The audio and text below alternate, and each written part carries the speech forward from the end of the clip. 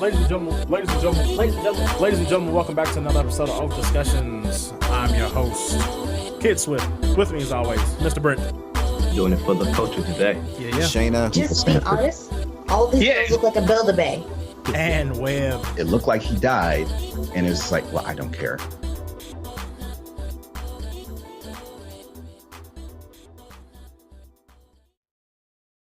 Ladies and gentlemen, welcome back to another episode of OafDiscussions. I'm your host, Kid Swift.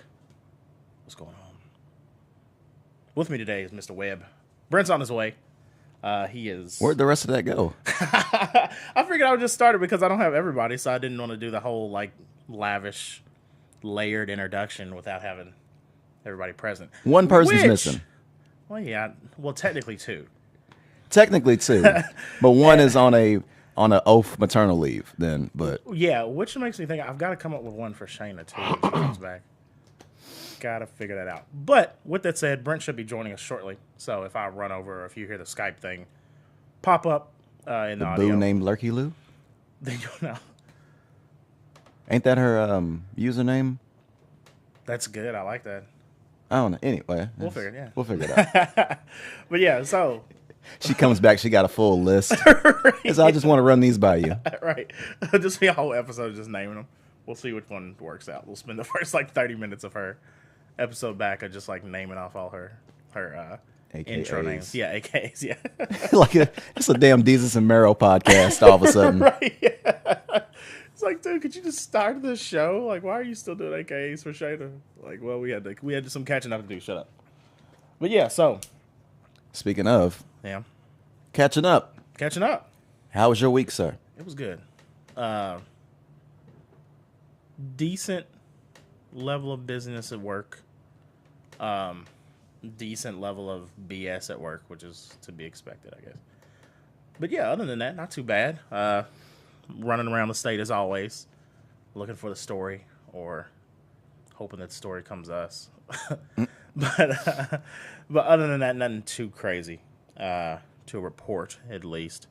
It's been interesting because this last week, it's kind of been one of those things where, especially being in news and then seeing obviously national news stuff and then kind of seeing everybody, this constant repetition, especially when it comes to certain different hot button issues, school shootings, etc. Oh, right. Damn, that was this week. Yeah. You see, even on both sides, it's just a rinse and repeat thing. Even the people that are we need to change this, it's gotten to a point where stuff is happening so frequently, whether it be a school shooting or police brutality issue, or now that came out this week too with the NFL stuff, that decision thing.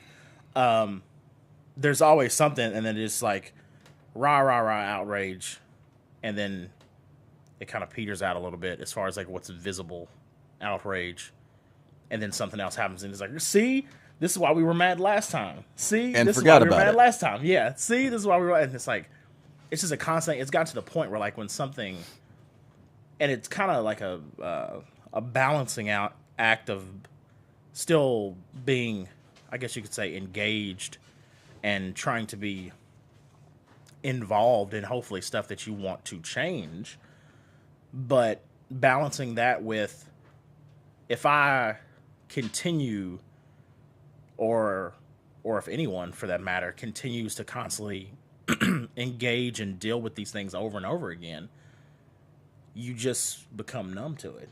It just happens, and you're just I don't fucking feel like dealing with this again. I don't feel like hearing this side scream this and this side scream that, and then nothing fucking happens. Yeah, that's pretty much exactly what happens. As soon as something occurs, everyone's arguing points are just kind of copied and pasted. Absolutely. But there's arguing points, but there's no real action points that have been made. There's no real steps that have been taken, and there's no one's proposing or no one's suggesting anything differently or contributing anything differently towards the situation. We're hearing dumbass reasonings well, if only there was one entrance and exit, this wouldn't have been as bunch of a problem. God, the weird constant just compromising. Oh, if this, then X. It's just like, what do you? Well, one you were trying to shift the blame on Oh yeah, architecture. yeah, right. Anything. Two, please, anything. Shift it on. That has got to be the stupidest fucking excuse to make anyway. Because, like, God forbid fires break out and you only have one entrance and exit. Right. Exactly. So, and like, it's just talking out the ass. It is. And and I think part and of who was, I mean, he was a congressman? I believe so, yeah. In Texas. Yes. That same spot, or almost the same city? I think he was close by at least, because there was a few of the congressmen that, like, of course, obviously when something bad happens or when somebody disagrees with, whether side you're on, the other side goes digging for things to pull up to throw in their face. Oh, look at these blueprints. Yeah, exactly. Yeah, you agreed to these blueprints too. Like shit like that always happens. Like, just constant. And it's the other interesting thing I think about it too. At least where, and I don't think it's a geographical thing. I think that is where a lot of people get into that stagnant, repetitious mindset that, like, oh, if there's people in the South, they're dumb and they're for guns and they're blah, blah, blah. Or if there's people on the West Coast, they're West Coast, like they're the West Coast elitists. Whatever. Yeah, and that's the thing about at least where we are and where we are. Now I'm saying we, and I shouldn't say we because I don't know your exact standing on everything too, but it's like, it's being in a place where we're in the middle of the South. This is a very red state. I have a lot of friends who are very conservative, and I have a lot of friends who are gun owners. Hell, I'm a gun owner. Like, and you get into these situations where it's like you're just stepping back and looking at these two sides just constantly fucking clash on each other, and you're like sitting there understanding from both sides, and you're like, why can't anybody else like just stop and look at it and understand and fucking have some kind of like bipartisan conflict resolutions.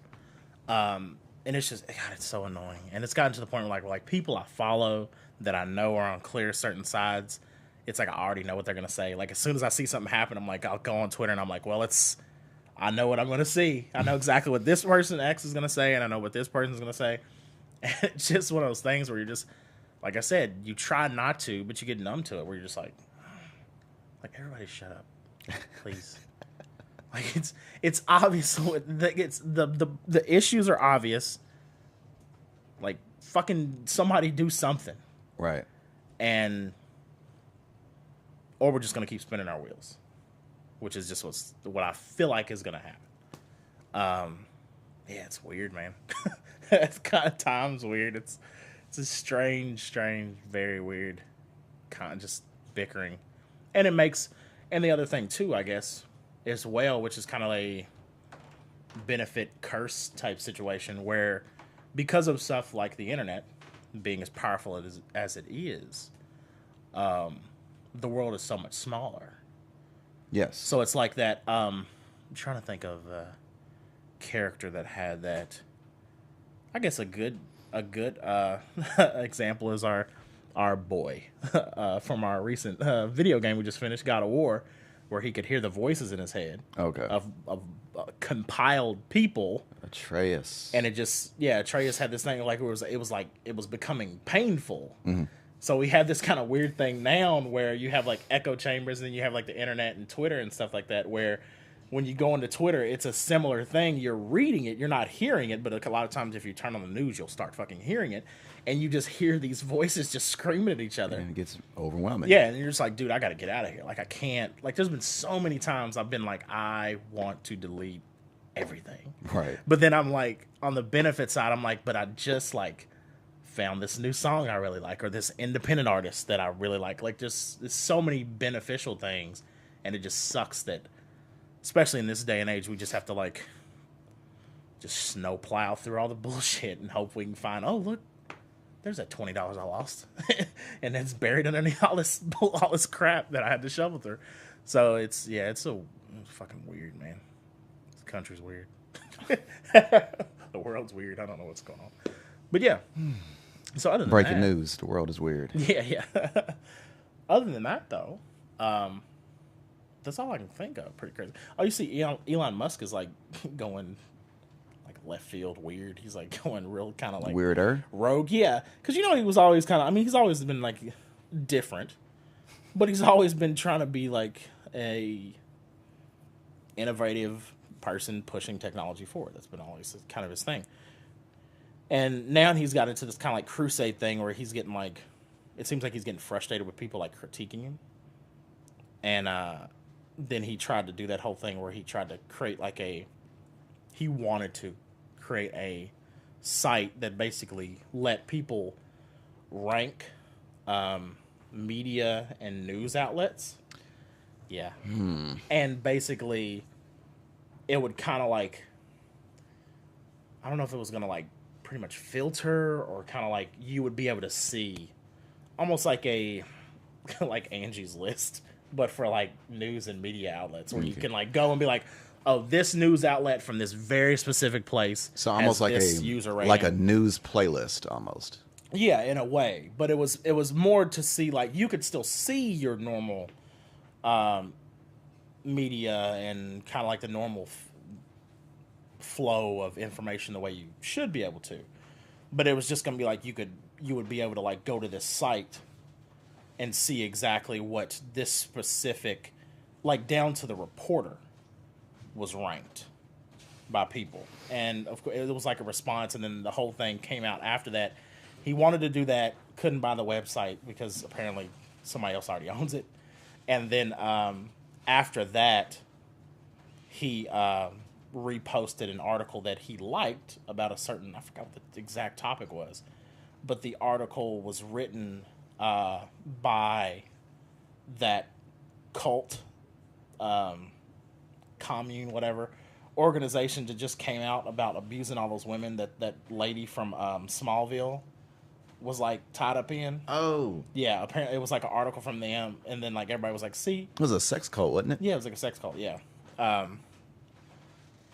And then that kind of like everybody kind of started throwing that back in his face, but he's been doing like weird outside of technology stuff lately that's like, all right, just fucking make the rockets. I like seeing the rockets lift off. I like seeing the cars. Yeah, just like stick to that. especially like your kind of line of work, or Yeah. Elon's Right. line of work. You should kind of just be whatever with criticism. Yeah, oh yeah. That should be rolling off your back by now. Yeah, the amount of stuff that you have to try to like come up with, figure out, get the ball rolling on, you have no time to be bickering on the internet to try to break the ground that he's been trying to break. Right.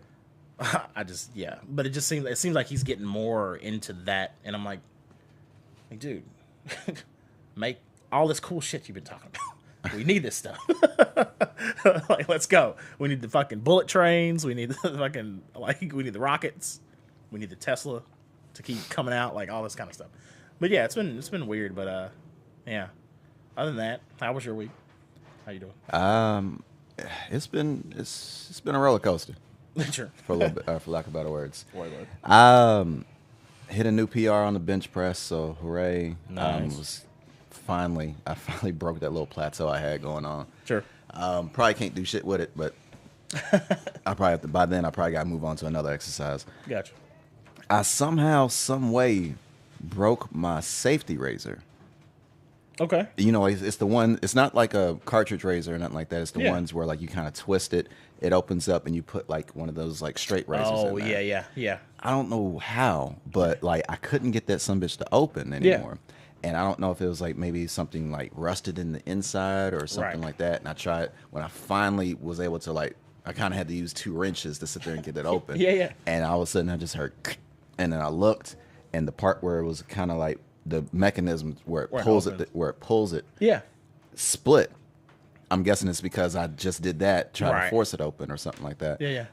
So I was like, well, some bitch. And like, I only had it like 3 years. Okay. Yeah. So now I got to sit there. And I had to get a new one. Yeah. I didn't want to sit there and look scruffy for this wedding that was just yesterday. Very nice. Yeah. Wow. Very nice. It was funny. It's it never ceases to amaze me how, like, this is the third wedding I've been to in less than 4 years. Right. Yeah, 14, 15. Yeah, less than 4 years. Yeah. And it's always crazy the day of. It never fails. Yeah. No matter if these people have been through it or if they've been through weddings all the time or what, it never fails. It is always hectic. Yeah. The reception made it more than worth it. I feel like that's always like a usual, like the turning point, because we always do that. Like whenever we're shooting weddings, you have like it's hectic. It's like fast paced. It's kind of stressful in a way, like getting everybody ready and everything, and then getting to it. And as soon as the bride and groom walk down the aisle out of the church or venue or whatever, then you're like, you have that sob. Yeah, you're like, fucking Jesus. All right. Now, we got to go do some more pictures and stuff, a little bit more organized, and then we got to get to the reception. But once we get to the reception, break's just rolling. Right. Smooth. Yeah, so it's always funny to get past. There's that hump that you have to get past, and then it kind of like goes, it's downhill. Like, downhill in a good way from there. I don't know if it was because of the occasion, but the past 2 nights, that Friday night and Saturday night, I hit like this level of alcohol enlightenment. I was about to say euphoria. Yeah, it's like an inebriated third eye just opened up, and like nothing I was drinking was hitting like it used to. Okay. I was just going like, okay, this is bourbon, beer. Nothing. Nice. Right? You're like, this is good. Nice. It wasn't like, like normally I used to when I used to sit there just kind of to test myself to see how buzzed I was there just Yeah. Okay, is my face numb? Yeah. All right, I'm where I need to be. No, I didn't even have to do any of that. It was just kind of like after so many drinks, it was just like you could tell some people were kind of like but I was just like, I'm good. You're just like floating around. I was kind of floating. I've never felt like that before. I imagine like the episode of Futurama where the Fry coffee? He had 100 cups of coffee. Yeah, and you're just like, you can see the ding ding. It's just like cups of bourbon at the bottom, just ding ding. Then it gets to a certain point, you're just like floating around the room. Now the morning was rough. Okay. Saturday morning was kind of rough. And I was Okay. like, some bitch. Okay, I need to break my normal fast. Okay. So I was like, nah, I need something on my stomach. I need some coffee. I need to do all of that before I do anything else. Yeah. This reception though, we have been trying. Like this moment made me so fucking proud. Nice. We have been trying to teach Kevin. Okay. For months. Yeah. How to do that shoot dance. Which one's that? Where you sit there and just kind of do like that. Oh shit yeah. And stuff right there. Yeah. We have been spending months trying to teach him this. That's great. And he's stiff as hell. And it's just it just never fails. Like he just always comes across as just stiff. Yeah. And so we were sitting trying to teach him. He said, "All right, man. It's all right. What you do, just kind of like you're flexing, but at the same time you have a hammer and you're trying to sit there and nail something or hit a nail. Yeah. And you just kind of do that and just kind of go into it. Yeah. At the same time, what you're gonna do is you're kicking at the same time as you're doing that. Yeah. And each time you're doing that, you're gonna hop a little bit. Right. So we did it. We broke it down piece by piece for him. Yeah. And it was just funny how he just kind of looked like, and he just really just super stiff. I know this ain't doing it justice for the podcast listeners. Yeah. But it was For just the like, listener, Webb is like he looks like a old rusty Rock'em Sock'em robot. kind of. That's kind of what it was. That's what it looks like. Like just a punch extension, just the arm like perfectly like robotically stiff. He looked like those little devices that you use to pick up trash. Oh, the thing that extends out. It extends out. You just squeeze and it extends. It just Great. It was just so. I was like, "What are you doing?" And like he would sit there and do like this weird thing with his shoulder too while he was doing it. It's like, what is that? It's like, what is that? He's adding something new. He's adding extra shit, but not getting the stuff that he needed, the basics down. Oh, that's great. And so we were sitting like, I don't know how we're gonna do this. I don't know how we're gonna do this. Yeah. The day of the reception, we were sitting. We were getting lined up to do the introductions, like introducing blah blah blah blah. Yeah. And so Kevin Bruce was sitting there trying to practice in front of us again. Oh, that's amazing. And then he was sitting there going like this, and he kept doing that fucking shoulder thing. And I was like, "What are you doing? What is that?" He said, "Stop moving It's your like, shoulder." what is that? No, just chill out. Just I can just imagine, just in my head, he's like, yeah, you guys hang out and everything, and then he leaves, and then he just goes and he's like sitting in front of his computer, just watching the "This Is America" video over and over again, but not for like the introspective symbolism, but just for the dance part where he was there. He's like, yeah, okay, all right. Specifically the part where Gambino was shooting. Yeah. Oh God. And so we got there. Ishmael showed up. Nice. I didn't even know he was going to be there or nothing. He texted me. He texted me. He was like, "Hey, where's the reception at?" Mm-hmm. Oh, it's over. What's your name? 15 minutes later, he sit there and say, "Oh, nice." yeah." So I didn't realize he was invited, or forgot he was invited, just to see him there. Hell yeah. And I got to that enlightenment level again, Yes. and so I got on the dance floor for like pretty much the entire night after the toast, and drenched. Oh, that suit was nasty. And so, like, me and Ishmael were just side by side most of the time. Sometimes I'll sit there and, like, Fuquan will be over there, and, like, we'll just kind of all three sit there do something. But, like, back and forth, it was just me and Ishmael. It was like a fake battle between each other. Great. And then there was, like, this one dude who was, like, super extra. Hold on. We got Brent. Hold on. We got mail call. Oh. Let me hurry and finish this nugget then. Did he answer? Oh, did it drop? No, yeah, I think I didn't make it up. Are you calling him now? Yeah, I'm calling. Okay. He hung up like it was a regular call, too, though. Yeah. He didn't give that time. Hey, Brent. Yo, can you hear me? We were Yes, in the we middle can hear of, you. listening. What's going on? Nothing. Will was talking about the wedding from yesterday. We was in the middle of just kind of going through our weeks and stuff. Oh, that's what's up. Yeah, man. So, yeah, you were saying you and Ishmael. Yeah, me and Ishmael were kind of back and forth. It was almost like a battle, but at the same time, we were just collaborating Nice. together. There was another guy that was like super extra with his dances and stuff like that. I was like, yeah, get in there. Right. Get in there. Right. And so it came to the part where Look Alive by Black Boy and Drake Oh, yeah. came on. Yeah. And we got to the point, it was like, okay, here it comes. It was like me. I was looking for Ishmael. He was right there with me. I was looking for Fuquan because we had that down pat. We had it like in sync and all that other shit. Like exactly the part we were going to switch it and all this other stuff. Yeah. I was looking at him. All of a sudden, I see Kevin Bruce here in the center of the dance floor. And I'm just going, wait a minute. And so the part comes right when the beat, or like as soon as the beat drops. Yeah. And like everyone that could shoot was sitting there just all of a sudden just in sync shooting. Yeah. I look at the corner of my eye, turn my head. Yeah. I'm still shooting, Yeah. by the way. Yeah. And to my amazement, he finally got it. He got it right when it mattered too. That's It was like a it was like a movie. It was Yeah. like one of them sports movies. Yeah, right. Where you're doing or like Karate Kid or some shit. Where it's Right. like a whole montage of the guy fucking up and He fucking keeps up. doing that kick. He's doing it. Yeah, He keeps just getting messing it it on. up. Yeah. Like You Got the Touches playing in the background. That's the wrong song for a montage, but bear with me. And so like he's sitting there just awkward as hell for all those months. Yeah. But when it finally came time for him to do it at the reception, He got it. Yeah. And I was sitting there just like, shoot. I was like, ah! He did it. He's doing it. He's doing it. He's doing it. Oh my God. And then like the next so song amazing. was like, where it's like, shoot.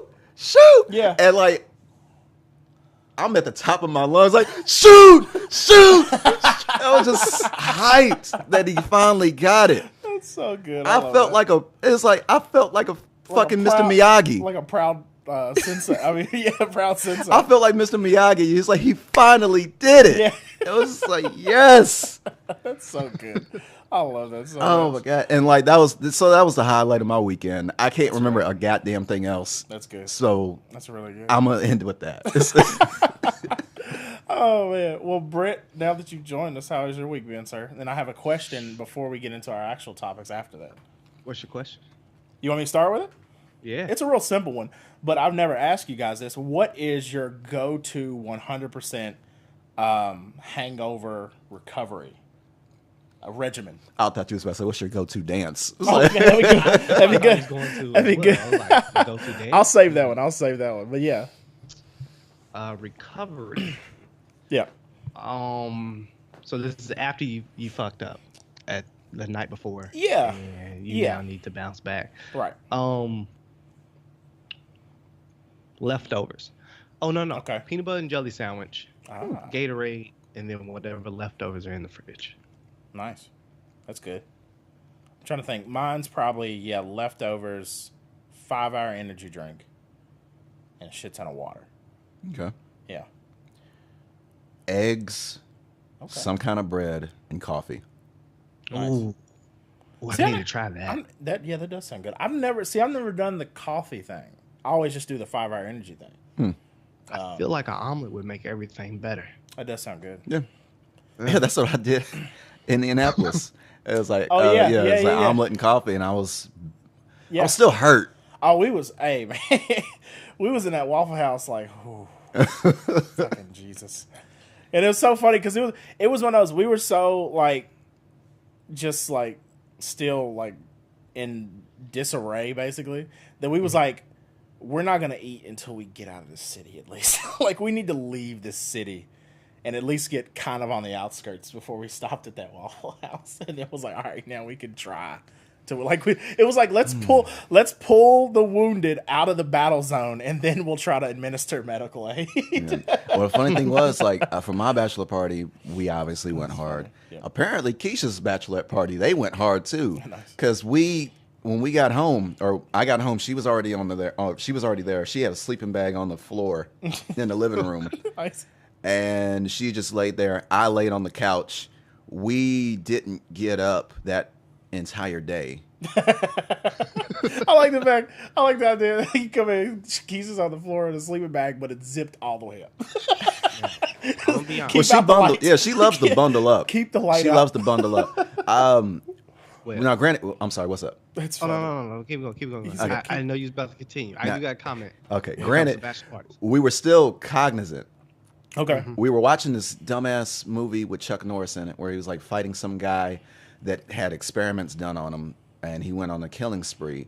He was basically Jason, but you could see his face.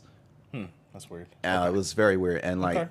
we got really pissed off at the end of this movie because Chuck Norris kept doing shit to kill him. Yeah. No, the entire movie, Chuck Norris kept killing him. Yeah. And the guy kept getting up to come back and do something, or disappear, and then come back and kill someone, and then Chuck Norris got to go after him and stop him. Nice. And like, in the end, this got ramped up. He killed him 5 fucking times in the course In the last like 5 minutes. in the last 5 minutes. And like so stupid. in the last 2.5 actually.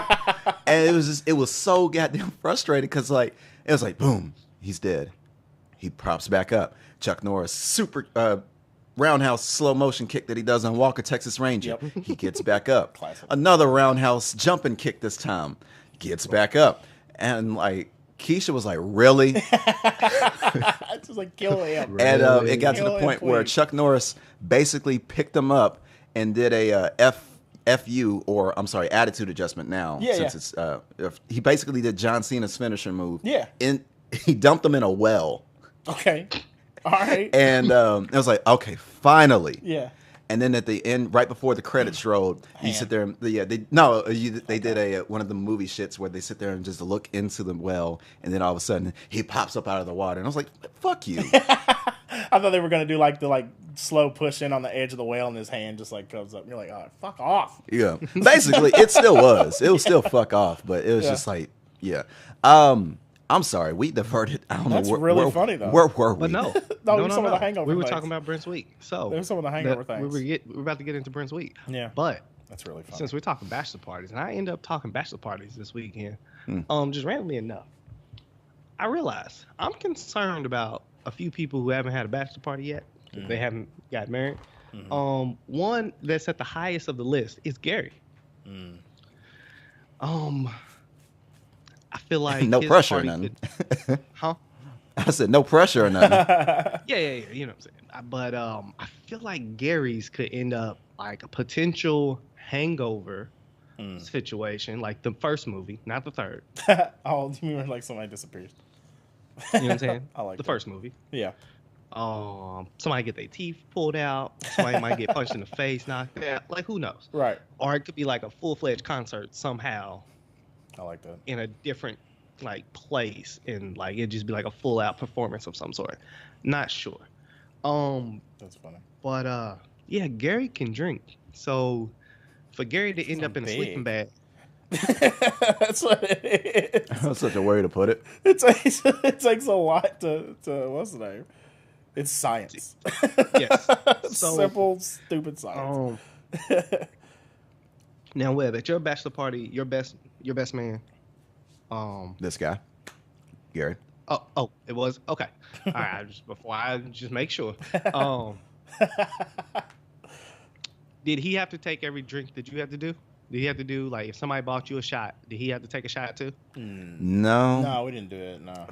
As far as I know, he probably passed his drinks over to me. As far as I'm like, yeah, try to be slick. Good job, Gary.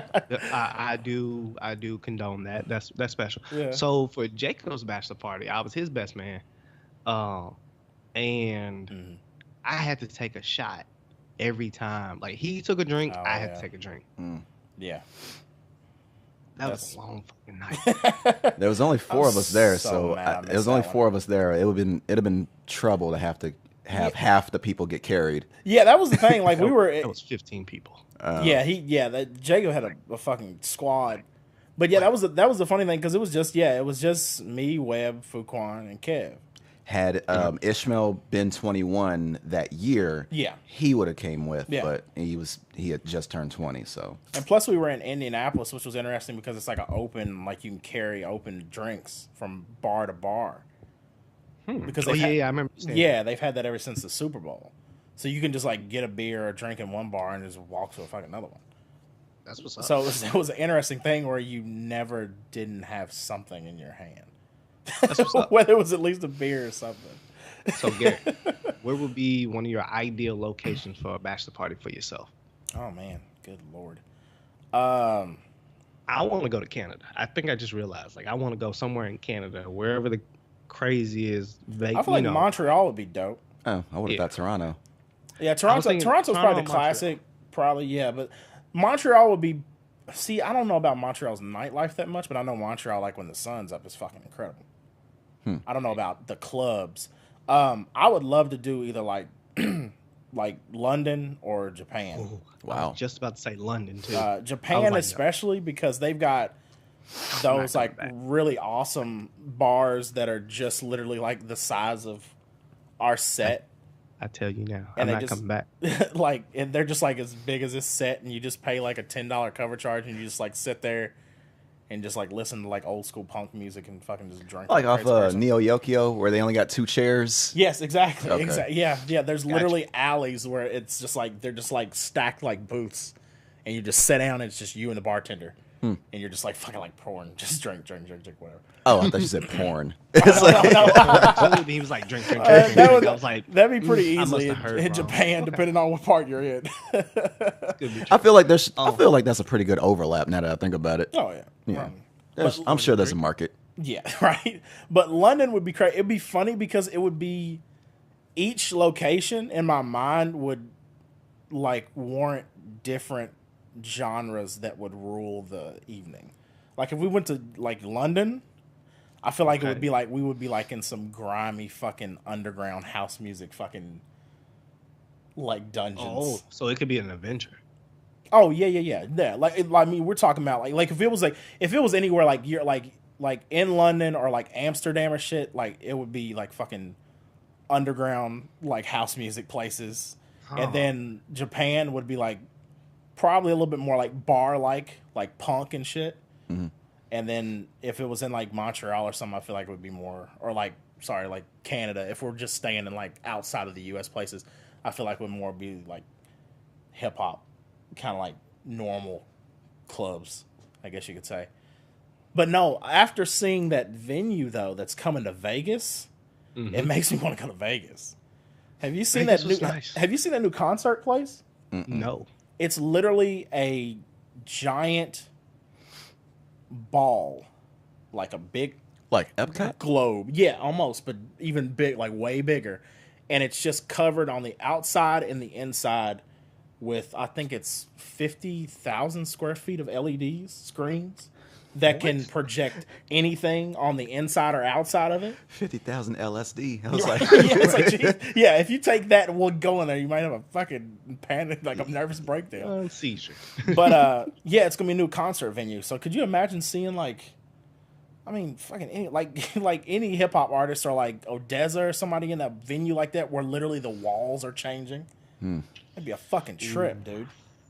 And then the other thing, could be insane. yeah, but they're building it. It's supposed to be done by 2020. Please say 2020. I think it's 2020. It's either 2020 or 2021. I'm pretty sure it's 2020 though, is what they say. Because they're starting to break ground now, and then they're gonna. I mean, they'll get. Is that when Black Panther would be back out? Probably. We'll see. Maybe. What's- Oh, God. Speaking of, wait, we're going all over the place. I feel like we're just like steamrolling your week. Here, no. Here, Because I just had something pop in my life is head good, that I was man. super excited about. I got out of town for a little bit. Came down here to kick it with the peoples up in Nashville. Nice.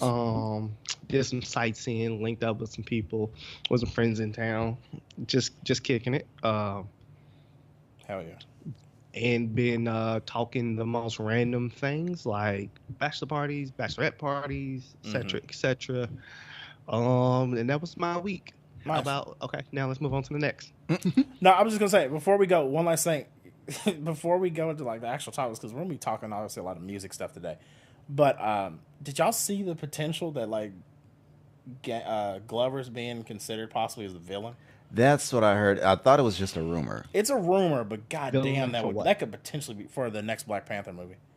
Oh yeah, I seen that. Like, I mean, depending on what kind of villain he is, I know, because he could do And anything. that's kind of the problem too, the overlap, because he's technically already in the MCU Oh yeah, it's true.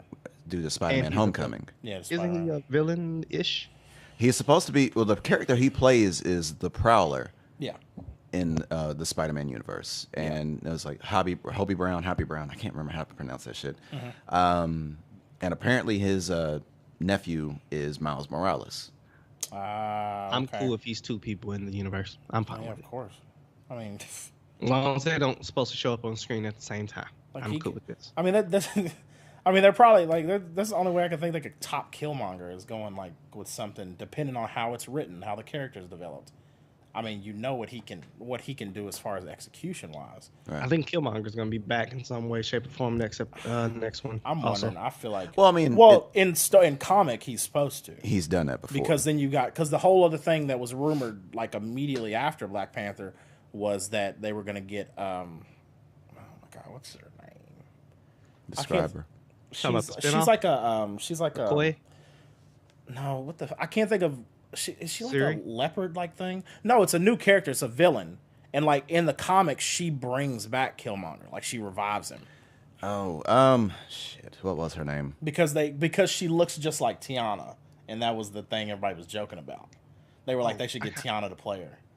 Because she like the character in the comic books looks like very similar to Tiana. Okay. I remember who you're talking about. I just can't place her I can't think name. of her name, yeah. But anyways, in the comic book she revives Killmonger. Oh, okay. Yeah, and she's like this like Baroness type. Yeah.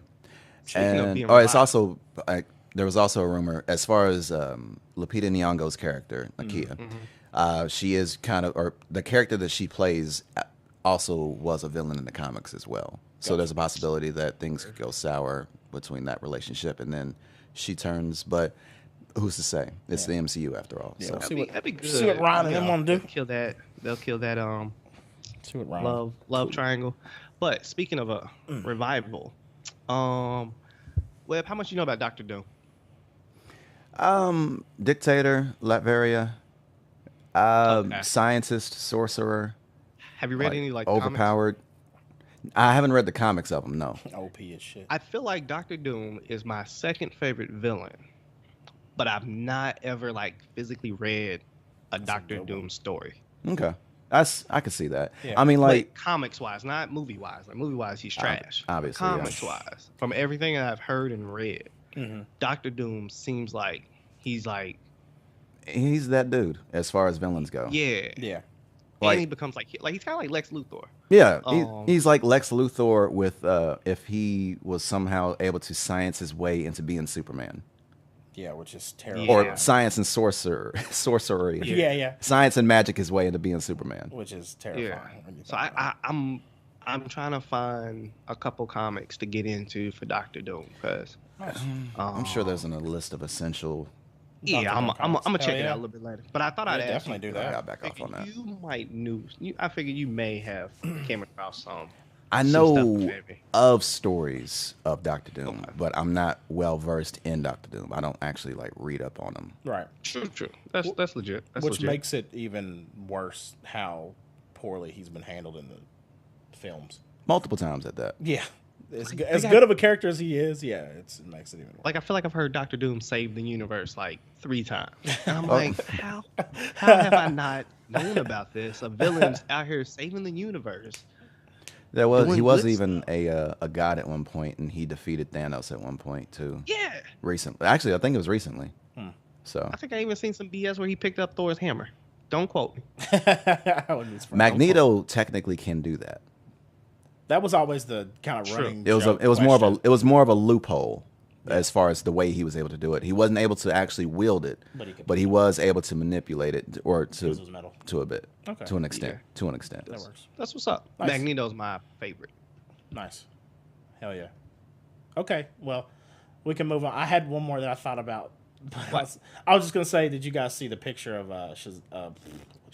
Of Shazam. Yeah, well, it used to be Captain Marvel, but Yeah. due to whole copyrights and namings and issues and all that other stuff. So that was right. There was another Captain Marvel, and it was a guy. So I wasn't tripping.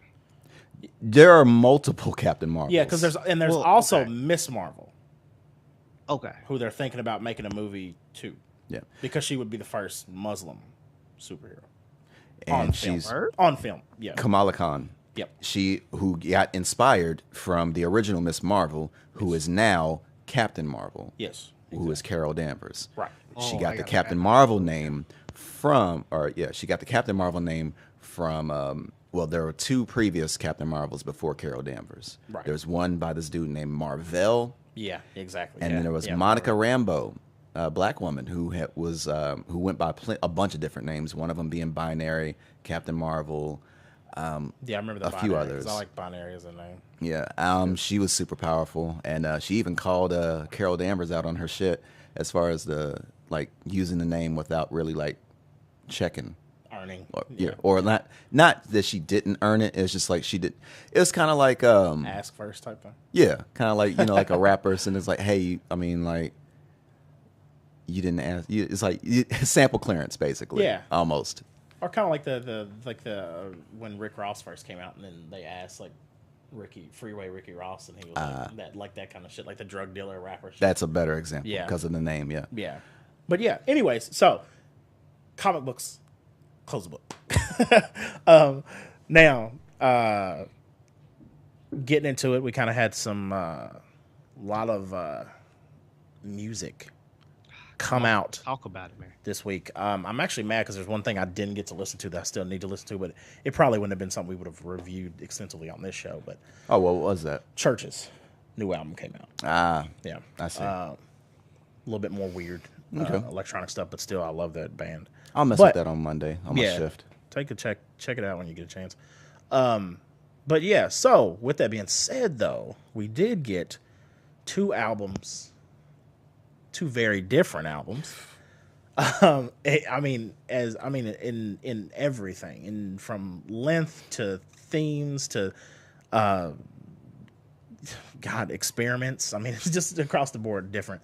And that is Pusha T's album Daytona, completely produced by Kanye West, and A$AP Rocky's Testing. Those both came out same day. And it was funny leading up to it because I remember we got the date and Pusha came out and said Daytona's coming out next Friday. Mm-hmm. Or no, it was actually Monday, and he said this Friday. And then A$AP released a album cover for Testing, and I was like, are these both going to come out the same day? And then a couple days later, he was like, yeah, it's coming out Friday. And I was like, oh my God. It's like, okay, cool. We're good. So with that said, which one do you guys want to start with? I don't have a lot to say regarding Testing, so if we could probably do that one. Yeah, that works. Or Okay. start with that one. I don't have very much on that one either. Okay. Now, with that said, going into testing, I'm trying to think of, that was mine now. I had a really good, well, it might not be good. It might be a shit analogy, but I thought it kind of plays well into what kind of feeling I got from this album, in general, from A$AP Rocky. It kind of made me feel like, in the club situation where the DJ like starts that initial like shit's about to get hyped. Like, here comes like Knuck If You Buck. Okay. This album feels like the second or third song after, or like, let's say the fourth song after that super hype song. Yeah. That's what this album feels like, where it's like, it's starting to calm down. It's still music. You're like, yeah, I kind of like, I still kind of feel hype, but I'm kind of getting winded a little bit. Can you play something slower so I can grab one of these females or something? But that's what it kind of gave me the feeling of. Now, on the other side of it, though, I loved the ASAP Forever, the first single that he released with Moby. Which on this album, it's got the remix instead. Right, exactly. Which it surprised me when I first was looking through the track list and I saw A$AP Forever, and then I saw T.I. and like I was like, okay, we're getting Kid Cudi. Kid Cudi, we're getting the remix version, okay. But I really like that song, and especially it's one of those songs that like the video aids the song even more, because the way that video shot, I really like that whole like camera technique that's used with the rotation is awesome. It fits perfectly with the song. And this album is very experimental. I feel like that's more and more what Rocky seems to be doing. A lot of times lyrically, he's still rapping similar stuff. A lot of times he's still rapping like similar like hood shit. Yeah. But then it's like over a Moby beat, or it's in some kind of like weird, like disjointed, odd cadence. And it seems like he's trying to basically balance what he's been doing as far as like lyrically and everything with trying to really experiment and do kind of odd stuff artistically that he wants to do. And he's just like, fuck it, I'm just going to do it. Yeah. And that, of course, I feel like is going to be one of the things, and I could kind of see that reading people's reactions to it. That's going to be one of the things that either like hurt him, or people are going to embrace it, or people are going to be kind of turned off by it. And that's what it seemed like. It seemed like there was a lot of people that were saying like, when it's good, it's great. When it's bad, it's garbage. And there's no in between. And that was the interesting thing, like going to it. And it was one of those weird things, because I don't know how you guys experienced this, like listening to it at all. But I listened to this one second.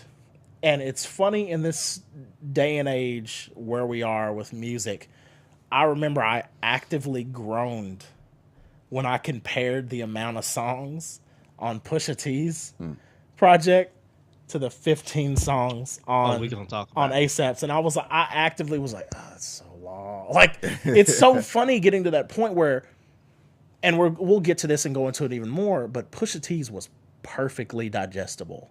And then 15 songs. At 52 minutes. At 52 minutes. And 15 songs of something where somebody's doing something very experimental that you have to kind of like really try to digest. It's funny now that's like, you look at that number and you're like, okay, got it, let's go.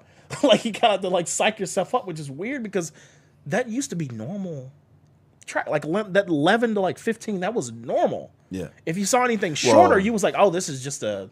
Really, like the normal used to be 18, 20 tracks back in the day. Well, I guess that's true too. Yeah, that's very true. And then, of course, when you have like certain artists like E40 and stuff back in the day, and Hell Steel put out those like 40-track block brochures that are like insanely long. Or like the mixtapes and shit that we used to listen to from like Wayne and stuff were long as fuck. And that was... we didn't bat an eye at it. Yeah. But now, where we are, as not only consumers, but people who enjoy hip-hop or music in general, when seeing that 7 tracks, you feel like you can like, or seeing that 15 tracks on the other side, you kind of have to adjust. Like, okay, I've got to account for this in a way of how I'm going to critique this project, because if you slow down too much in the middle on a 15 track, I mean, you're going to be like, oh, it lulled in the middle. Yeah. If you slow down in the middle on a 7 track, it's almost half the songs. You're gonna, like, it makes a huge difference, I feel like. So it's very interesting. But yeah, with that being said, it was I've kind of come into this place. I miss the older stuff that ASAP, like the last album that ASAP put out, Long Live ASAP. Mm-hmm. I love that album. It's fucking great. And that was when he first started getting into like doing, like trying to do the production, a lot of production himself. And I haven't had a chance to look into like what he did as like far as production on this one, but I feel like he just wants to. It seems like he's going in this direction where he still obviously has the lyrics and everything that are represented by his past and his experiences, and that's what we're gonna get lyrically. Right. But as far as like the beats, the structures of the songs and stuff, the vocal experimentation with effects and everything, that's the kind of place that it seems like he's in as far as like wanting to try shit out. It's just a matter of, is his fans and is the audience in general along for the ride? That's the thing. But with that being said, what did you guys think about testing? Excuse me. Which that's ironic. Sorry, one more thing. Ironic testing. That's a really interesting title. Yeah. And it kind of worked out too, especially with the beginning, where it kind of looks like it sounds like somebody's testing wits or messing around with something. And distorted. Yeah, and also the whole bit about, experimenting and testing something out, testing the waters. Mm-hmm. This is, to be honest, truth be told, the first ever ASAP project I've listened, or ASAP Rocky project that I've listened to from beginning to end. Like, I don't know why, but like as I said before, for some reason, ASAP Ferg does more for me out of the whole mob. I do like Ferg. I do like Ferg. Ferg's great. Ferg's fucking awesome. It's like the Schoolboy Q thing with TDE. Like, it's like when you listen to it, like, you're like, yeah, you got like a big dumb smile on your face. Like, it's probably gonna be funny, or it's gonna be awesome, or the cake's gonna be great. You're expecting a good time. You're gonna enjoy yourself. Yeah, absolutely, absolutely. And absolutely. So with this, I didn't really know 100% as far as what to expect for real, except for there's most likely gonna be experimental. Right. And that's kind of what ended up happening too. I ended up listening to this first before Pusha, because I mean, hell, I could probably listen. I honestly probably could have finished Pusha on a bathroom break or something. Dude, yeah, it's crazy. So I went ahead and listened to this and checked it out, and I'm looking through it. I'm trying to go through it now to try to figure out which track stuck out to me the most. Mm-hmm. The one I think I absolutely loved the most was Fuck Sleep with formerly known as Twigs. I think I think that's how it's supposed to go. I know it's FKA. That's usually supposed to be formerly known as. Yeah, that one's I've heard her music before, but I've never heard someone actually like say this or say her name out loud. Yeah. Guns and Butter was dope as hell because it had a really old school feel with Juicy J on there. Yeah, absolutely. As I've mentioned before with French Montana, I can't stand him. Yeah, it's funny. I'm the same way, but like that song with Sway Lee, I fucking love. Okay, yeah, Unforgettable. That's a good song. And I straight up forgot to mention this about Deadpool. Mm-hmm. Welcome to the Party, feat with Diplo. I think that's what it was. Okay, because Diplo's he's 2 for 2 now on making me give a fuck about rappers I don't give a fuck about. Okay, the first one, I think it was Diplo that made the song Colony. Okay. Which is on my workout playlist. Nice. And that one had, what the hell is his name? Going up on a Tuesday. McConan. I love McConan. Oh, yeah. Him and somebody else. I can't remember that name or that person's name. But yeah, I was like, yeah, that's going on the playlist, especially when I get try to get that last set in. Mm-hmm. When it did like, yeah. But anyway, no, that wasn't Diplo at all. That was Steve Aoki. Oh, nice. Aoki, yeah. For the Colony anthem. But for Deadpool 2, Welcome to the Party, that was Diplo. Okay, yeah. It was Diplo and French Montana and some other person. Mm-hmm. I can't remember off the top of my head now. And I was just like, yeah. I could see myself suplexing people to this and sitting there like just rocking, on some like a Daredevil episode 2. Was it episode 2 where he did that one take fight scene? Yeah, I feel like it was. It was early. Episode 2 or 4. Yeah, I feel like it was. It was definitely early. It was an even number. But yeah. Now, what about Purity? Do you like Purity? Let me get back to that. That's the one with Frank Ocean. Now I'm trying to remember that one because obviously that was the last track. Yeah. And looking back on it, I forgot I almost messed up. I almost played it out loud. Don't want any kind of copyright strikes. But yeah, on the YouTube. No, I did. I enjoy, I mean, but a lot of stuff. I mean, with Frank Ocean is usually he does a good job with it. It was okay. I mean, like I'm not as crazy about Frank Ocean as I thought I would be. Mm-hmm. So out of those 15 tracks, I enjoyed 3 of them. Okay. I mean, that's not a good. No, that makes sense. That's not a great percentage. No, but at the same time, the bit with Kodak Black, that felt more like an interlude. Yeah, it did. It did. Like having him do his verse on the over the phone. Yeah, that felt more like an interlude. I wasn't too crazy about it, and I kind of don't really want to count it. Also, Distorted Records, I also kind of don't want to count because it seems more like an intro, even though there's a beat and he's rapping on it. Yeah, it's kind of. Now the one reason I like to count Distorted Records is because he performed. That was one of the first songs he performed too off of it.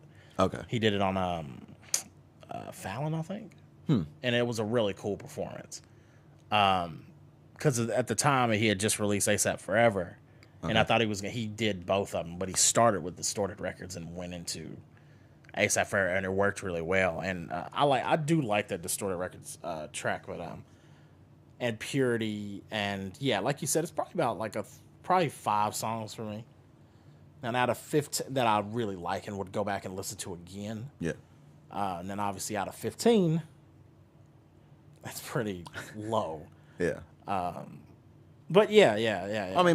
I mean, for someone to go kind of out of the way to do something like that, it's good that you could at least get that many tracks to enjoy from it to begin with. Absolutely, yeah. And it's one of those things where anytime we're talking about this, because I had the same thought process in the back of my mind when I was listening to Jack White's new album. Jack White's new album is extremely experimental, very weird. Like every song sounds like a different genre, even in a weird way.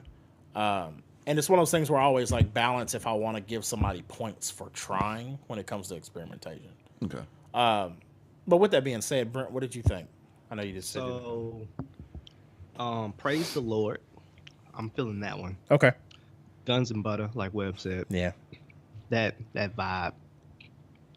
Praise the Lord had that Praise the the beat good. just Praise the Lord, the shine. Yeah, that one's good. I like that one.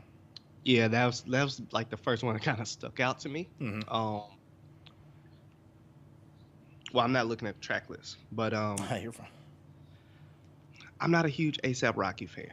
Okay. I thought this was decent, but nothing stood out to me like outside of kind of those songs. Mm-hmm.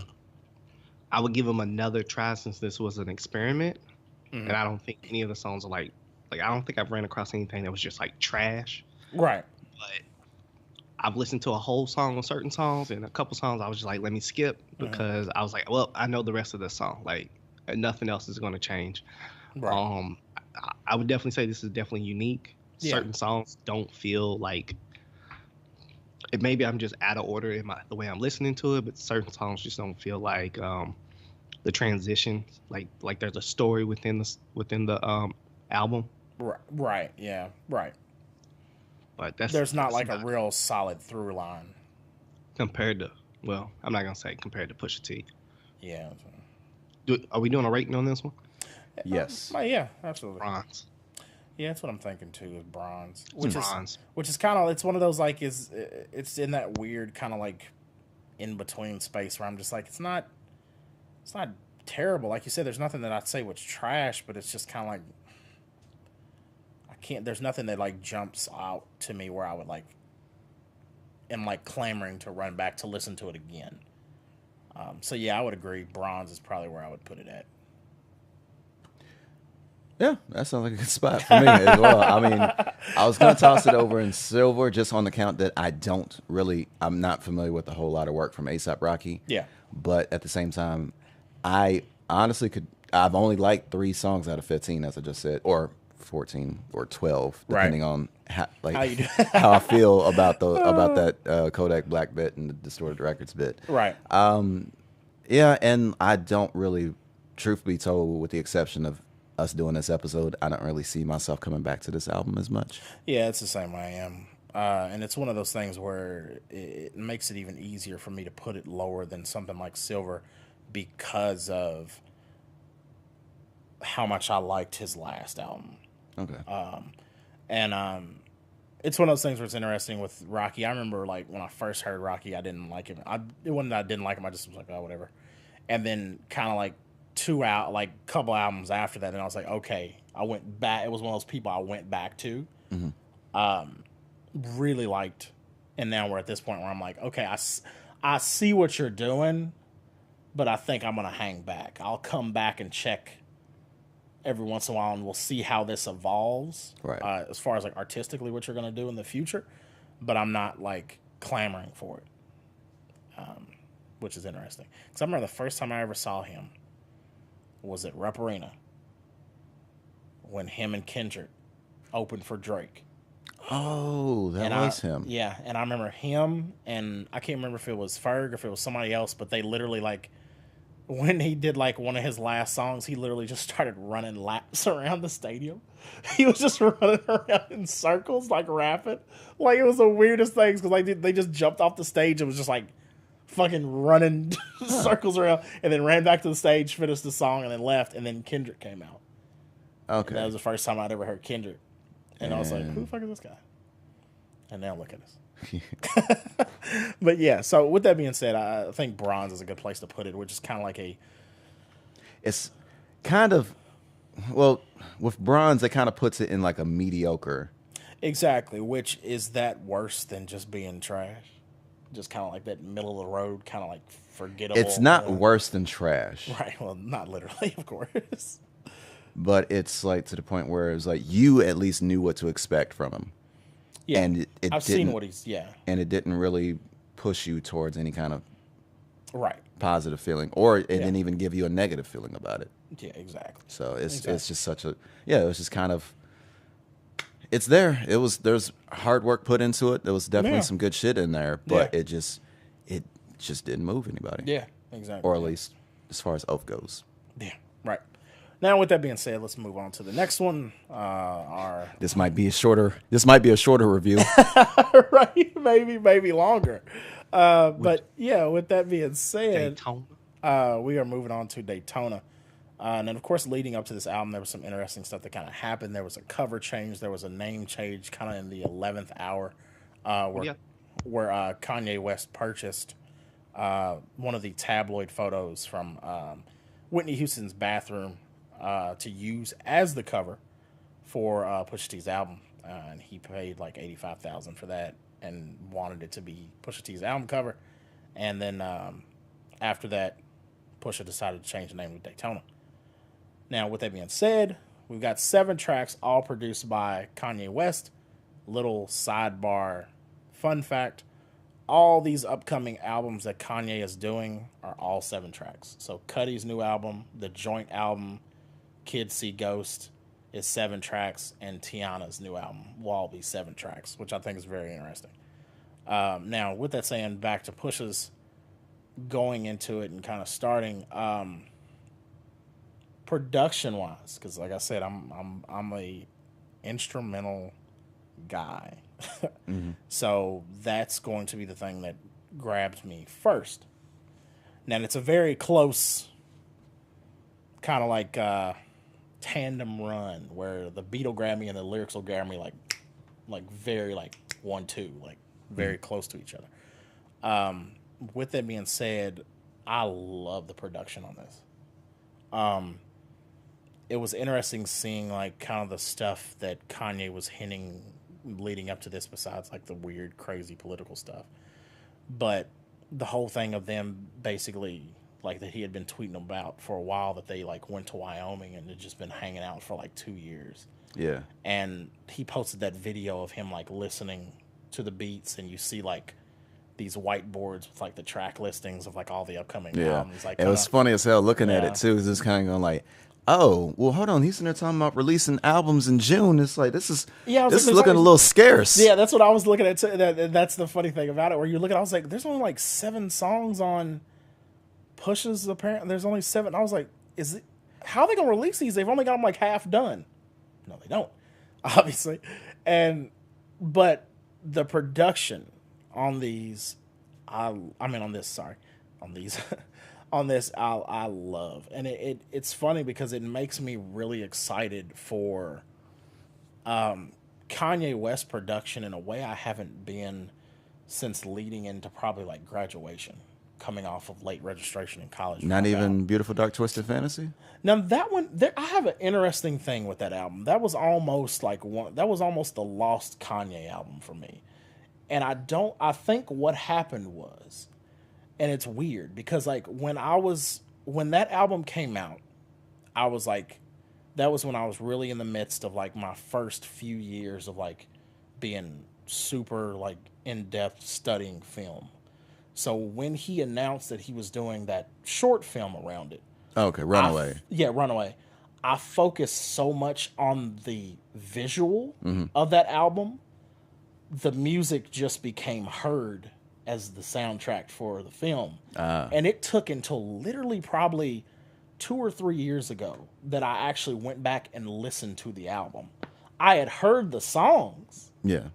but they were just background noise. And it was a weird thing where the visual at the time completely took precedent in that project over the actual album.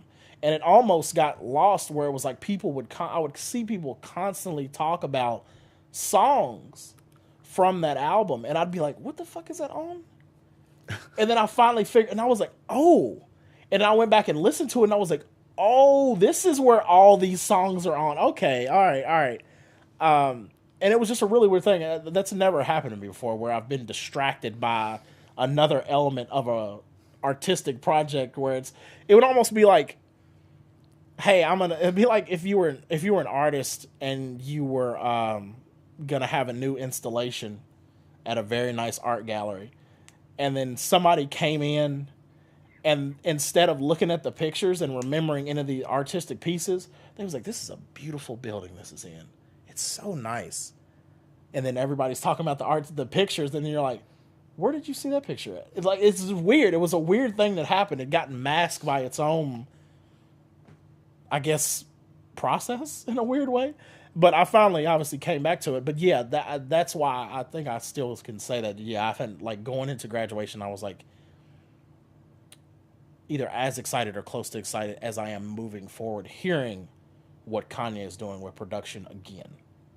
Because even with Life of Pablo, there were good beats. There was some good shit on there. But there's something very visceral and soulful that I hear in this Pusha T album, production-wise, that I feel like I haven't really heard in a while. Brent, say something again. So okay, you were like super quiet. I just want to make sure you hadn't been talking that whole time. Well, I heard something, but Yeah, I heard like sounded in the distance. Yeah, it so. sounded like you were super. Because I just want to you make hear sure. Yeah, you're fine now. And I just want to make sure I could hear you. can you all hear yourselves? Am I echoing? No, not at all. No, you sound good. Okay. But yeah, that's where I'm at production wise. Now, moving forward with lyrics wise, with Pusha T, I really never expect anything. What? Kanye from the sunken place still got it. Yeah, I mean, and that's the thing that's It was special. I forgot how much I like Kanye samples.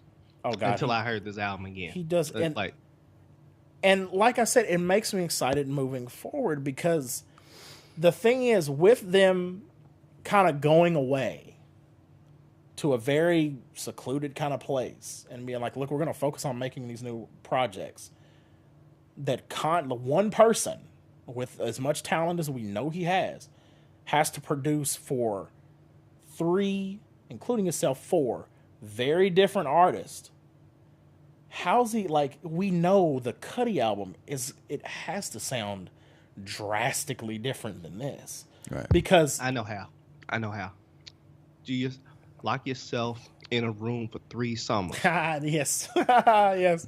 5 beats a day for 3 summers, or was it 3 beats 3 a day? beats a day for 3 summers. That's how you do Yeah, that. man. Kanye's But back. I mean, not the old Kanye, but this Kanye. But now moving back into Pusha T and his lyrics, it's one of those things where he's one of those people. I'd say similar to like Wayne. In a way, when we were talking, I guess you'd say Wayne when I'm thinking about like the old. I sent Brent a video this week of an old freestyle that Wayne did like on 106 in Park years ago. And it was just great. I mean, it's like classic old school. Like in those drought days of Wayne where when you went into those mixtapes, you knew you were going to hear some shit to be like, what the fuck, really? Yeah. And I always feel that way with Pusha where I know the lyric, not really like I feel like I know or have a certain level like expectations where obviously doing that can lead to disappointment, but I haven't been disappointed yet. And there was a really funny GIF that came out like leading up to this where somebody, I don't know if you were the one that posted it or not, but or retweeted it, but it was just like getting ready for the new Pusha album, and it was just a bear like rubbing his face on a barrel with white powder, just like just like snorting all the Pusha T white powder. And I was just laughing my ass off because, yeah, it's so funny. Yeah. Because you know what you're going to get. Oh, another funny-ass joke somebody made. Mm-hmm. Bruno Mars is in there going like, hey, I need Pusha T in the studio. And then, like, one of his managers or studio people is like, oh, I didn't know he was ready to make some more songs. Right. Bruno Mars is like, songs? That's great. That's really good. But so, on that note, this album actually made me question something. Mm-hmm. I feel like a lot of artists, I say we just because I can't think of a good word. I'll just say I. A lot of times I like my artists to evolve in a sense, like absolutely expand. Okay, that time I heard echo. Oh, okay, all right. I don't know where that came from. Either. Is there a secret special guest? Yeah, you got a speaker. Oh no, that's the echo now. No, that's us. Yeah. Hold up. Hold on 1 sec. Oh, you're fine. But you always go into Pusha T like now, and I feel like having a certain level of expectation. Right. It was funny. Another weird thing that happened while listening to this album is, even though obviously people had this back and forth argument for a while, like who was better or who was the best or whatever, I had this weird sensation of missing Malice. Okay.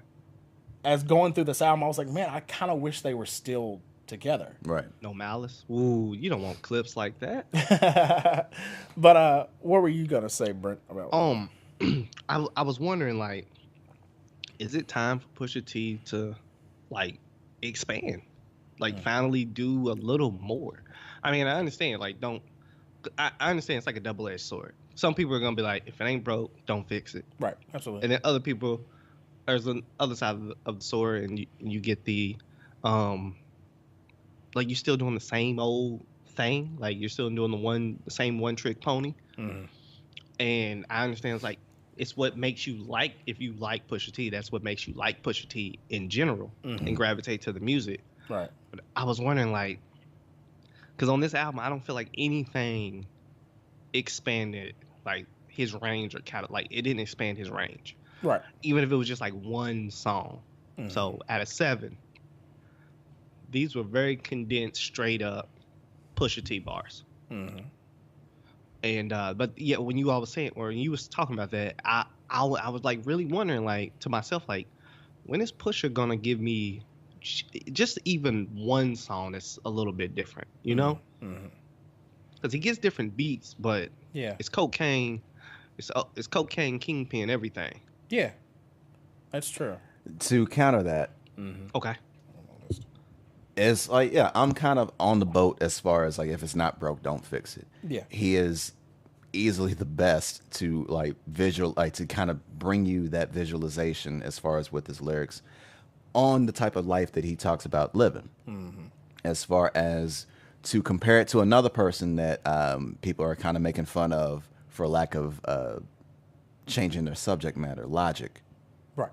As a complaint that I had about him always constantly bringing up being biracial. Yeah. He's saying it, but he's not bringing any more of a creative standpoint or a creative way of saying it or bringing it up. Right. Now with Pusha, it's the same topic, but he is constantly finding different ways to talk about it. Whether it be it's not like every song is him specifically on the pot. Right. He's talking about completely different aspects of that life. Whether it be the manufacturing, the distribution, or the people that are affected by it, the consequences that are the consequences that come with it, each and every little aspect of one topic, he's still he's not really branching out. It's more of digging deeper. Right. Okay. Yeah. Right. As far as the topics go. I dig that. And I think that's a Ric Flair woo to that. I was just gonna say, I think he has the similar, because every time I hear he has that similar talent of being able to really good at beat selection too. That I think one of his features on him has that talent too, and that's Rick Ross. Yes. They have a keen ear for picking out beats that they can just float on like a mat. Like I know what cadence I'm gonna give. I know exactly how I want to spit this. I'm not trying to do anything fucking extra. I'm not gonna do nothing dumb that's out of my wheelhouse and pull something. I'm gonna get the beat that I know that I like, and that I know the people that enjoy my music really like, and I'm just gonna ride it just as smooth as it can be. And that's why I think Rick Ross feature with Push. I mean, it's like one of those kind of it makes sense. Yeah. Hard piano. Yes, God, I love that song. Cocaine peanut butter meet cocaine jelly. Yeah, exactly. Yeah. Make delicious sandwich. It's one of That those might be the things. title. That's good. That's really good. I like it, just a peanut butter and jelly sandwich, and it's Sprinkle a little bit of crack in yeah, there. sprinkle a little crack on it. Yeah. Bruno Mars blurry in the background. Approaching the sandwich. I don't think I've ever shown y'all this video where Bruno Mars had a video. It was just him. Okay. And I guess it was his phone. He just put it on top of the piano, and it was just kind of a close up on him. Nice. And then he was sitting there playing the piano part for Versace on the floor. Okay. And then he just it was like, and then he just stopped, and then he just looked at the camera, and he was just cheesing. Yeah. And then he just kind of, he looked like he was about to say something or was about to do something. He just, his face kept twitching. And somebody said, dog, Bruno is gone off that coke right now. I got to show y'all this video. I may I'm going to try to splice it on there for the video watchers. Oh, that works. That was fucking weird. That's good. I like that. But I digress. That's so funny. So hard piano. Yeah. It's weird. I thought that was what made you kick off into it. What made you think? That was the Bruno Mars thing, and then that was. Jesus, I may actually be drunk, so that enlightenment I might have lied about. But this I really really enjoyed. Are we ranking it? Yeah. Any specific songs? Crazy songs? Oh, my favorite out of the whole album was Hard Piano. Okay. Yeah. Let me get back to that list. Move. It's games. I like games we play. Okay, I can see that. If you know, you know. I was big on. If you know, you know. Come Back Baby was dope. Yeah. That was my favorite. I liked What Would Meek Do until Kanye's verse came in. I can understand that. He did not kill that. Kanye did not kill that song. That. Yeah. Infrared was dope as fuck. Obviously, if it elicited enough to get a response from Drake, which we will discuss after this. Yeah. Santeria. Santorini. I can see that. I'm not crazy. Yeah, I wasn't crazy about it. But. Yeah. Come Back Baby, Santorini. That one. And the games we play. Ain't but 7 tracks on here to choose from. It's so funny, it's hilarious how. I'm saying it's pretty funny that each of us could probably have combined, we could probably have the entire album as far as favorite tracks. And we're going to have some overlap. That is true. That's fucking funny. The album is is a classic by criteria, By but separate, not by yeah. song length. Right. So what are we ranking it? What are we ranking? Super Saiyan. I'm giving it Super Saiyan Gold.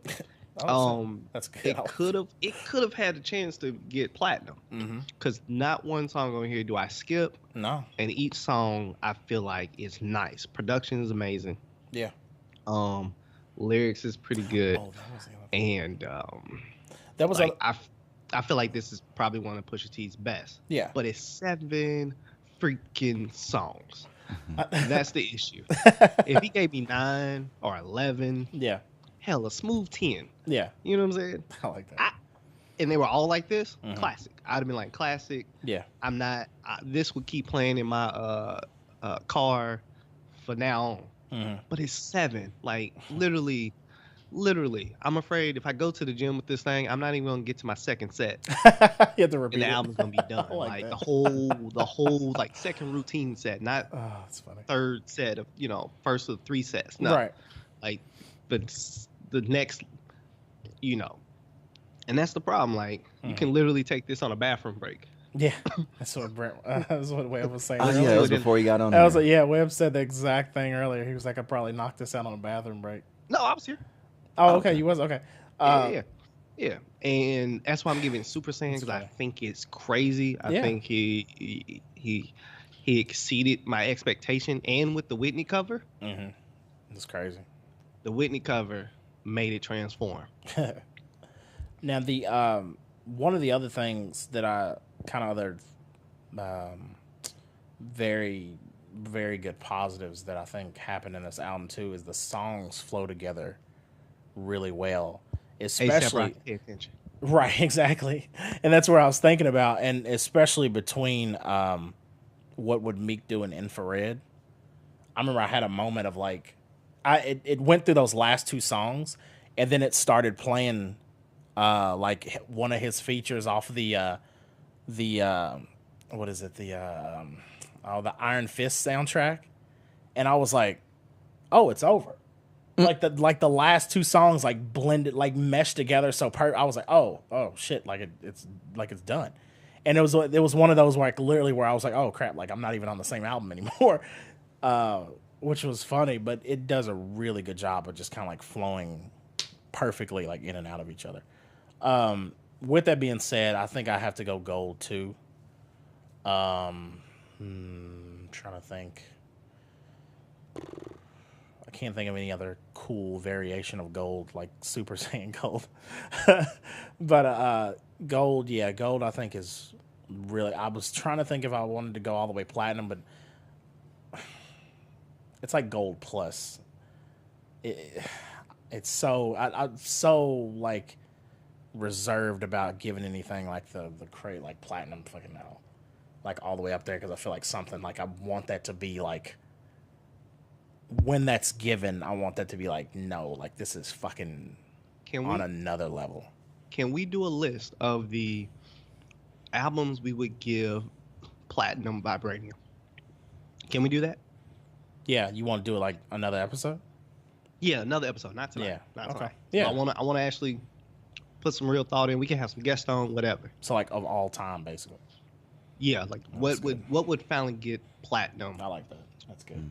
Yeah, because we could go through right. a lot of Well, shit. it'd probably have to be a 2-parter because we have to dissect what would count under the platinum first, Yeah. and then that part 2 would be okay. So which ones out of these do we move up to vibranium?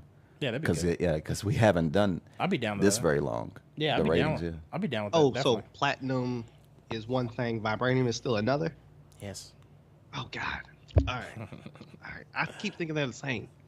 I mean, Just got them by different names. I just like it being separate because I like the fact of vibranium never being attainable. It's attainable, man. All things attainable. I like it being like insanely like unattainable, but platinum's like so. There's no ceilings, man. Like platinum's so good it doesn't matter, type thing. But yeah, no. But with that being said, Webb, what do you give it? Okay. Given the length, it's kind of a knock against it, but at the same time, it's kind of a pro for it. Yeah. Is that it's short and sweet, and to the point. There's no bullshit. There's no kind of filler whatsoever to deal with. No fat to trim off. Nothing like that. There's nothing that needs to be skipped. Yeah. There's nothing that you would want to skip from this. Right. As I mentioned before, Pusha T, he despite him being in the same topic for the past, throughout his entire career, right. instead of spreading himself out, he goes deep. I don't think a pause is needed, but I'm gonna throw that out there just to be safe. Pause question mark. He digs deeper on the topic that he's practically like the pro at. Yeah. He is well versed. Right. Absolutely. Pun intended. Hey. The features, nothing was overwhelming. Nothing was crazy. No. It was like a match made in heaven to have fucking Rick Ross on hard piano. Yeah. Absolutely. With that said, I was debating on whether it would be at a silver or a gold, and then I just kind of looked at it and compared it to his other previous work, and it's right up there with it. Like especially like fucking Hell Hath No Fury. Yeah. So like I could pretty much put that up there with it, and if I'm willing to be able to put it on that same level, then I'm gonna have to give that a gold. Cool. So Nice. Very, very nice. Now, with that said, the golden album of Pusha T's Daytona. So with this album, of course, like we said, we had A$AP Rocky's album come out. We had this album come out. We had, of course, everybody listen to this album, and then there was a little couple jabs in this album towards a certain other rapper. Mm-hmm. And then within less than 12 hours, that rapper decided to respond. His turnover rate is no joke. Yeah, it's ridiculous. yeah, On a track called, what was it? Doopy? Duppy Freestyle. Duppy Freestyle, sorry. Yeah, and that was Drake. So Pusha had a couple things to say about Drake.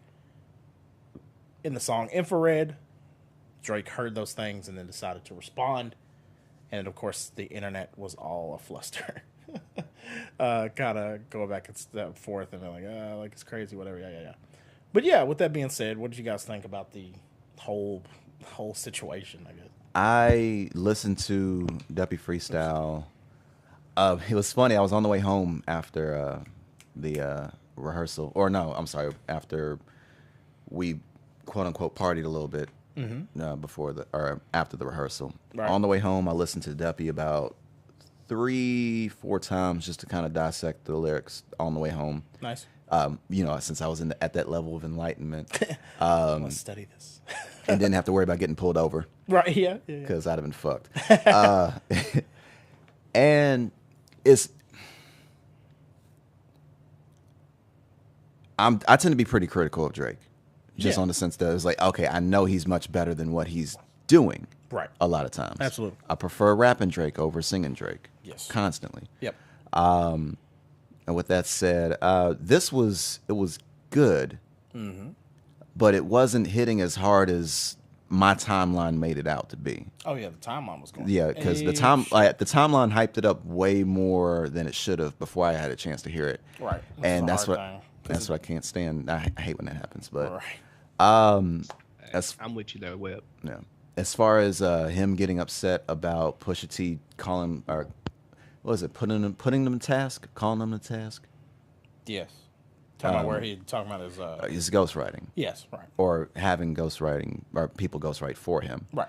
And Drake kind of took the shot and just kind of at the same time, he admitted it, but at the same time, it was kind of like, I know you are, but what am I Yeah.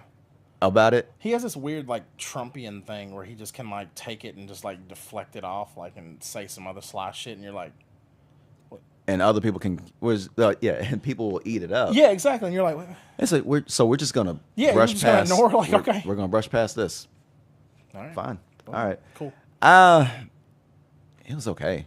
Yeah, a couple good lines. I mean, they There weren't was- really like insane. Like these weren't really like complex punchlines. They were just kind of like statements of Ain't that, like, general you're not, fact, really. yeah, and you're not Or- ending Push's career Oh off no, of this. no! It was just one of those things where like everybody was like, "Oh," but then they were both like, "Well, I mean, nobody's gonna. There's Yeah. gonna be no And casualties of this." As far as direct disses go, Mm-hmm. I mean, if you were to compare this to Infrared, Right. It might be neck and neck. Right. Yeah. If you were to compare this to Exodus 23:1, Oh God. Woof. Talk about it. Woof. it's no contest. Woof. There's no contest if you were to compare it that way. Woof. So yeah, absolutely. I mean, like it was cool. Yeah. Right. It yeah. just wasn't all wasn't that as dope. gassed up as It everybody was wasn't trying to as get. hyped, or it Yeah. wasn't as big as everyone was hyping it up to be. I forgot. I didn't realize I had so many Drake stands in my timeline. Oh, there's a lot. Yeah, obviously because he's What- the most popular artist, Yeah. whatever. But still, it was just like, okay, One of my favorite things was Quentin, the ghostwriter. oh, I was like Quentin Borders. No, no, he tweeted just like joking, and then everybody kind of like went at him, which was funny. He tweeted, he was like, because he said he had like a one line about, it was like a grocery store line. Yeah, I was actually about to bring that up. It was like And then- he kind of shit on him a little bit, and it's Yeah. like, yeah, I helped him out because he was working at Kroger bagging shit. Yeah. and I was like, yo, And Quentin was like, it was actually a Publix, is what he said. And then like a few people like sent him that video of that guy that's like looking back, and he's like, boy, if you don't get your like everybody was just like throwing that in his face, like throwing it in his face. And I was like, I mean, the Kroger. right? I was like, Publix. I was like, does it fucking matter? I was like, it's funny that he even like threw himself in there and just commented on it. I thought it was kind of funny. Well, I mean, if I worked at Publix, I was like, Publix seems a little higher than. Well, no, it's not even the grocery store. It's the fact that he said anything. Uh, Yeah, because I mean, he's like of course, everybody was gonna like get out of here, like, hey, you get out of here, like kind of thing. And everybody's like, But why get especially mad at him?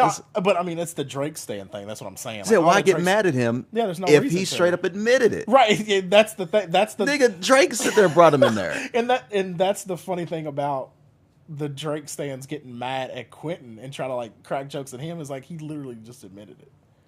Like, why are you getting mad at him just because he said the most simple thing that he could say, Yeah, which is funny. Like literally the most simple thing. complimenting someone else's lyrics. So stupid. But yeah, it was funny. Definitely the internet was like woo, like freaking out and Yeah, Man. I was disappointed. Sure. When I heard there was a clap back, I was thinking back to back level, sure. at least that. But then I was also like, I hope he don't get that smoke like he had with Common. Oh.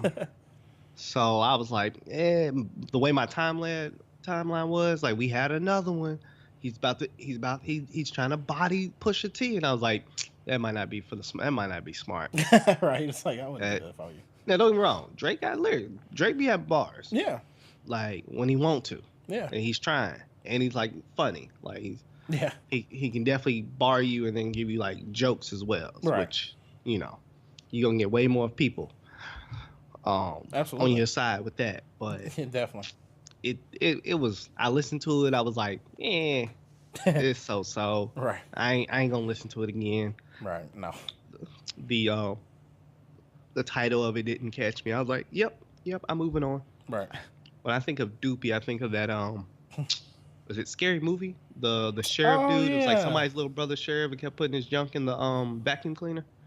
Wasn't his name Doopy or something like that? Or Yeah, I think it's- Doobie? I can't remember Doobie. that. It was That was something like that. where they were making fun of what the fuck is his real name? Oh God. David Arquette. David Arquette. Yep. Yeah. That's exactly what So it was. that's what I think of every time when I read that. That's what I thought of. I was like, oh, it's that guy.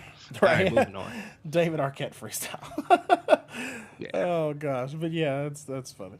Yeah. So, but yeah, with that being said, two, we could say, interesting albums. One we definitely enjoyed a lot more than the other, but still respected the, I guess you could say, test that was administered from the other one. Right, yeah. But yeah, with that being said, thank you guys as always for joining us. We hope you enjoyed this episode. And also, if you guys can post in the comments and let us know what you guys thought about these two respective albums, and also what you thought about Drake's response to Pusha T's Infrared diss track, whatever track. But yeah, At OafDiscussions on Twitter and Instagram. Like and subscribe on YouTube. Searching for OafDiscussions. So search for OafDiscussions on Facebook. You'll find a fan page and group page that you can join in on the conversation with. OafDiscussions.com. You can find all of that good stuff there. Social media handles for everyone. I am at K and Kid Swift on Twitter and at future_ASC on Instagram. I am LL Cool B22 on everything. Instagram, Twitter, Snapchat, wherever you're trying to find me.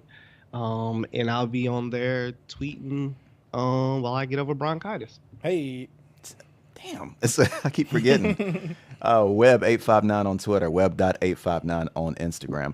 I forgot to mention, I finally got all 9 of those Valkyries. Oh, yeah. The Valkyrie Queen, fuck her. Yeah. That's what's up. That was... I've been seeing a bunch of like videos and people talking about how hard that shit was. It's ridiculous. And I got a guest probably for us next week. Sweet. Very nice.